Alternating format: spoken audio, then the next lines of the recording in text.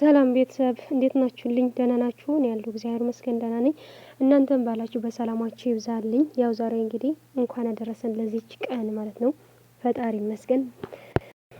እና ዛሬ ጨረቃዎች መጥተዋል። እኔ ፏፎሽ ብለው ይመጣሉ ብዬ አስቤ ነበር። ከዛ ደግሞ የኔ ጨቅጣቃዎች የጭቅጭቅ የሆነ ሱስ ያለባቸው ይመስሉ ማለት ነው። መጨረሻ ላይ ትንሽ ግራ ገብቶኝ ነበርና እኔ የጠበቅኩት ሁለታቸው ብቻ እንዲመጡ ፏፈሽ ብለው እኛን ለማጫወት እኛን ለማዝናናት ለራሳቸውን ጊዜ ለመስጠት አስቤ ነበር። ከዛ ደግሞ ይሄ ምን ነው የተባለው ሀሰን የተባለው ደግሞ ይሄ አዝግ የሆነ ልጅ ማለት ነው መጥተዋል። መጨረሻ የሆነ ተንኮሱ ሆኖ ሄደ ማለት ነው። ለማንኛውም ለምንድን መሰላችሁ? ለነገ ነው።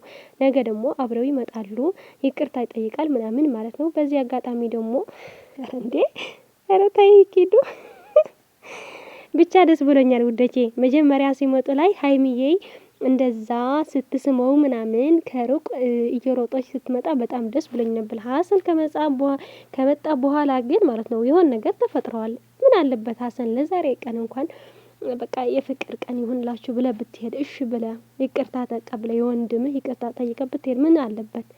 አንተ የሆንክ ምን ማለት ነው እንዴ? ምን አገባኝ። ብቻ ግን እኔ የምለው ውዶቼ ዛሬ ብሩኬ በጣም እየማለ ነበር። ሙሉ እግዚአብሔርን ብሎ እያመለ ነበር። ሀሰን ደግሞ ወላሂ ብሎ እየማለ ነበር ማለት ነው። እኔ የምለው እዚህ ነገር ድራማ አይደለም እንደ የነበረው ስራ አይደለም። ለምንድን ነው የምትምሉት? እውነቱ ስነግራችሁ መማል ማለት ነው። በእውነትም በውሸትም መማል አይፈቀድም በእኛ። በሌላም ሊሆን ይችላል። እኔ የማውቀው በእውነት ሆኖ ራሱ አይማልም። እውነቴ ነው የምላችሁ። እኔ አንዳንዴ ያምልጠኛል ምናምን አውቃለሁ፣ ግን ደግሞ መማል አይፈቀድም። ግን ደግሞ እየማለ ነበር እግዚአብሔርን ብሎ እየማለ ብሩኬ መቼም ውሸት ብዬ አላስብም። እኔ ብሩኬ አይምልም ዝም ብሎ ለስራ ለድራማ ብለው ይምላል ብዬ አላስብም። ግን ደግሞ ከሆነ እንደዚህ አታድርጉ። እውነት ለመናገር ከእግዚአብሔር የሚበልጥ ነገር የለምና በውሸት ይሁን በእውነት ዝም ብላችሁ አትማሉ። በቃ የእግዚአብሔር ስም በከንቱ አትጥራ ይላል መጽሐፍ ቅዱስም ይሆን። ስለዚህ ዝም ብላችሁ የማይሆን ነገር አታድርጉ። እውነቴ ነው። ይሄ ወዳችሁም ጠላችሁም ይሄ ስህተት ነው። በቃ አንዳንዴ ሁላችን ለሀይምና ለብሩክ ብቻ አይደለም እንደዚህ እያልኩት ያለሁት ለእናንተ ነው ውዶቼ። አንዳንዴ ስህተት ዝም ብለን ሌላ ማውራት ከማይሆን በቃ አንዳንዴም ትምህርት እንደዚህ እየወሰድንም ጥሩ ነውና መማል አይፈቀድምና አትማሉ። ከእግዚአብሔር የሚበልጥ ነገር የለም። ግን ደግሞ እኔ የተረዳሁት ድራማ እንዳልሆነ ማለት እውነት ነው። በቃ ሀይሚ ሄዳ ነበር በስንት መከራ ተመለሰች ማለት ነው። ሀሰን ደግሞ እያደረገው የነበረው ሀይሚ ብለው ነው ያው ና ከጎን ይሁን ብላ እያደረገው የነበረው ያው ሀሰን ታውቁታላችሁ። ዝም ብሎ አዝግ ነው። እንኳን ና ተብሎ ያልተባለ ራሱ በመሃል ገብቶ ይበጣብጣል ማለት ነው። እሱ የገባው ደግሞ በጣም ጦስ የሚሆነው ውዶች ይቅርታ አድርጉልኝና ለምን እንደሆነ አላውቅምና እንጃ። ብቻ ግን ጨረቃዎች ዛሬ እንደዚህ ብለው መጥተው ትንሽ አዝናንተውኝ በጣም ደስ ብሎኝ እኔ ደግሞ ሀይሚዬ ደግሞ ዛሬ ቆንጅዬ ሆና መጥታ ነበር። ጸጉሯን ተሰርታ ምናምን ነገ ነው የምንጠብቀው ይሄ በጸጉሯ የተሰራችውና ዛሬ ጠዋት ነው የተሰራችው መሰለኝ። ጠዋት ቪዲዮ ሰርታ ከሰዓት በኋላ ነው ሄደችው ይመስለኛል። እኔ እንጃ ትናንት ተሰርተው ይሆናል። ይሄን ቪዲዮ እኛ ለማሳበድ ነው ይሄው 3 ቀን 4 ቀን ጠፍተው የነበሩትና አናውቅም። ብቻ ግን እንኳን መጣችሁ። ምንም ቢሆን በጭቅጭቅም ቢሆን እንድትመጡ ነው የምንፈልገው ዋና ነገር ማለት ነውና ብቻ ጨረቃ ፋሚሊ የጠበቅነው ሌላ ነበር። ቤታቸው ሆነው ምግብ እየበሉ ወይም ደግሞ የሆነ ነገር እያደረጉ እየሳቁ ምናምን።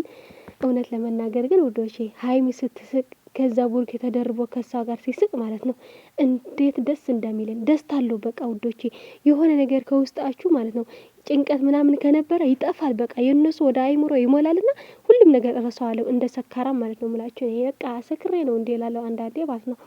የደስታዬ ምንጭ የሆኑ ጨረቃዎች፣ የኔ ፍቅሮች፣ የኔ ውዶች፣ የኔ አለሞች። ሀይሚዬ ደግሞ የሴት መኩሪያ የኔ እናት እንደዚህ ስትስቅ እንዴት ደስ እንደምትል ደግሞ ሳቋ ማለት ነው። እውነት ወዶቼ ስትስቅ ምናምን ማለት ነው እንዴት ደስ በቃ የሆነ ነገር ያጋባል። እኔ እንጃ አላውቅም። ብቻ ለብቻዬ እንዳይሆን ኧረ ለሁላችን ነው እንዴ። ሀይሚ ስትመጣ እኮ ሁሉም ነገር ነው ፋ የምለው። እሷ ከመጣች ሚዲያ በቃ እኔ እንጃ መብራት ጠፍታ ነበር ትመጣለች። ስጀምር ብሩኬ ለምንድን ነው መብራት የለም ብለህ ከቤት ይወጣ? ሀይሚ ያለች መብራት አንተ ግን ግፍህ የምሬ ነው። ብቻ ደስተኛ ሆኛለሁ ዛሬ ጨረቃዎቼ ስለመጡ ምናምን በጣም ደስ ብሎኛል። ከዚህ በኋላም እውነት ለመናገር ችግራችሁ መፍታት አለባችሁ፣ ችግር የለውም። ግን ደግሞ የሆነ ነገር ሲፈጠር ምናምን አንዳንዳችሁ በቃ በረድ መባል አለባችሁ። ሁላችሁም አንዱ እሳት ሲሆን ሁላችሁም እሳት መሆን የለባችሁ። ካለፈ ነገር ተማሩ። ሁሌ ሰው ማለት ነው ሁሌ አይመክራችሁም፣ ሁሌም ደግሞ ከጎናችሁ አይሆንም። አንድ ግን ይተዋል፣ ይደክመዋል ሰው ማለት ነው። እናንተ ደግሞ በፍቅራችሁ መሀል ማንም ሰው እንዲመክራችሁ እንዲያስታርቃችሁ እንዳትፈልጉ። እውነት ራስ በራስ ተፋቀሩ። በቃ ራስ በራሳችሁ ተዋዩ። በቃ ማንም ሰው አታስገቡ። ወዳጅ ቢሆን ጠላትም ቢሆን እንዲገባ አትፍቀዱ። እናንተ ማለት ነው ፍቅረኛ ሆናችሁ አይደለ? በቃ የራሳችሁ ጉዳይ የራሳችሁ ገመና በውስጥ አድርጋችሁ ራሳችሁ መፍታት አለባችሁ እንጂ ሰው ገብቶ እንዲያስታርቃችሁ ምናምን አትፈልጉ። እውነቴ ነው። እናንተ ወደፊት አንድ ላይ የምትኖሩ ሰዎች ሌላ ሰው ቢገባ እንደዚህ እኮ እንደዚህ ነበሩ፣ እንደዚህ እኮ ነው፣ እኔ እኮ እንደዚህ ያደረጋቸው እያለ ማውራት አይቀረው ሰው ነውና ከእግዚአብሔር በታች ሌላ ሰው ሁሉ በቃ ያውራል። እና እናንተ በጣም እንቁ ሰዎች ናችሁ። ማንም ሰው አያስፈልጋችሁም። ብቻችሁ ሀገር ናችሁ። እውነቴ ነው። ተመልክታችሁ እዩት። ቪዲዮአችሁ ከለቀቃችሁ በኋላ እዩት። እኛ እንዴት እንደምንሆን በእናንተ ደስ ይለናል። በቃ እናንተ ስትመጡ ፍክት እናለን፣ ስትቀር ደግሞ እናዝናለን። እኔ እንጃ ቃል የለኝም እኮ ለዚህ ለሁሉም ነገርና ጨረቃ ፋሚሊም ለእናንተ ሰፍ ብሎ የሚጠብቅ የሚያከብራችሁ የሚወዳችሁ ብዙ ሰው ነው። ትልቅ አይልም ትንሽ አይልም። በቃ ሁሉ ሀይሚና ብሩክ የሚል ነው። በቃ እንደ ቱቶ አስቡት። ምላሳችንና እየተወቀጣችሁ ናችሁ እናንተና ችግራችሁ በውስጥ ፍቱት። ካልሆነ ደግሞ በቪዲዮም ቢሆን ችግር የሉ። ስራም እየሰራችሁ በአንዳችሁ ደግሞ ስራችሁም እናንተም የራሳችሁ ስራም ስለሆነ በቪዲዮ መጥታችሁም የማይሆን ቃላት ከመነጋገር እየተቆጠባችሁ መስራት ትችላላችሁ። ብሩኬን ደግሞ በቃ ስሜታዋ አትሁን። ምንም ቢሆን ሀይሚ መቼም ቢሆን አተውም። አንተም ለሀይሚ አተዋትም። በጣም የምትፋቀሩና የምትዋደዱ ልጆች ናችሁ። አፋችሁ የማይሆን ነገር ቢናገር ልባችሁ ግን አንድ ነው። መቼም ቢሆን አትለያም። እናንተ እዚህ ላይ ደርሳችኋል። በቃ ተንከሲሶች የሆናችሁ ልጆች። ጭቅጭቅ ደግሞ ምናምን ደግሞ ማለት ነው ያምራል። በቃ በእናንተ ወዳችሁ መጣላችሁ በጭቅጭም ቢሆን በፍቅር ብቻ ነው። በቃ ከሚዲያ ላይ አትጥፉ። እናንተ ከጠፋችሁ ሰው የመጣ አይመስለኝም። እኔ በቃ ዘወር ብዬ እንኳን ወደ ዩቲዩብ መግባት ምናምን ያስጣላኛል። ሌላ ሰዎች ማየት ምናምን አላይም እኮ የሀይሚና ደጋግሜ እያሳለፍኩት እንዴ ምንድነው ያለፉት? ምንድነው የተናገሩት? ምንድነው እጁ ምንድነው ያደረገው? ብሩኬ ሀይሚ ምንድነው እያደረገች አልኩ እየተባላለስኩ ቪዲዮአቸው ነው የማየው። ውዶቼ ከሌላ ሰው ከማየት የነሱ ነው የማየውና ያው በፍቅራችሁ ወድቀናል። የፍቅር ጥያቄ አቅርበናል። መቼ እንደምትቀበሉ ግን አናውቅም።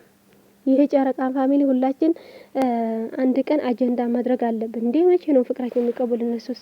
እኛ በፍቅራቸው ጠብ ብለን እንደዚህ ሲጠፉ ምናምን ደግሞ ኦይ ምን አለበት አንዳንዴ ኮመንት በምንድነው የሚሆነው በድንጋይ ብቻ ውዶቼ ደስተኛ ስለሆንኩ እንደዚህ እያወራሁ ያለሁትና እናንተ እንኳን ደስ አላችሁ ስለመጡ በጣም ደስ ይላል። ግን ደግሞ ሌላ ነው የጠበቁት። እኔ ምን አለበት ሀሰን የሚመጣ ባርት ማለት ነው ቢቆርጡትና ከነገ ቢቀጥሉት ብዬ ነበር። ለምን መሰላችሁ?